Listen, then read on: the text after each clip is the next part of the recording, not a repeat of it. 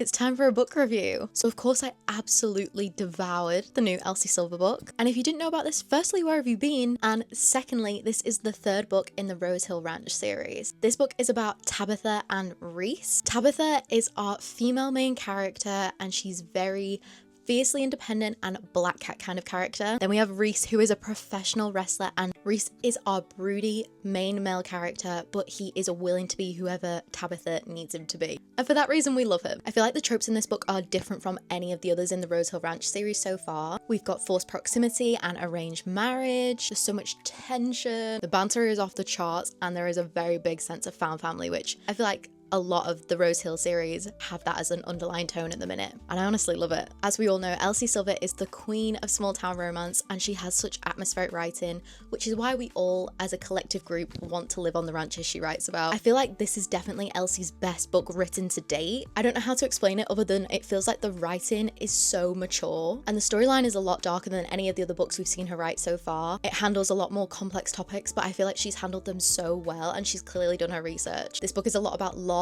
and grief and healing and getting over that loss, but it's also massively about finding family in the most unusual of circumstances. And I feel like throughout the whole of the Rose Hill series so far, Elsie Silver has really highlighted the different aspects of being a parent, because in the first book we had Ford, who was a sperm donor, and his child shows up 12 years later, and he has to come to terms with how to handle having a child who's 12 and missing out on all those formative years, whilst also rapidly approaching the teen years. And in the second book we had Weston Belmont, who was a single dad and having to raise 2 kids and realizing how hard it is to co-parent, whilst also having to delegate the boundaries of having 2 very different personalities in his children. And then in the third book we have Reese, who is becoming the legal guardian of a child who has lost his parent. And even though I myself am not a person who wants children, I feel like through Elsie's books I can see all of the hardships of becoming a parent and the different ways being a parent makes you a different person, and I honestly could not respect all the parents more. Like I said, I did really enjoy this book and it was such an easy read. However, there were some cringy scenes in it where I just don't think I could get over the fact he was a professional wrestler. Like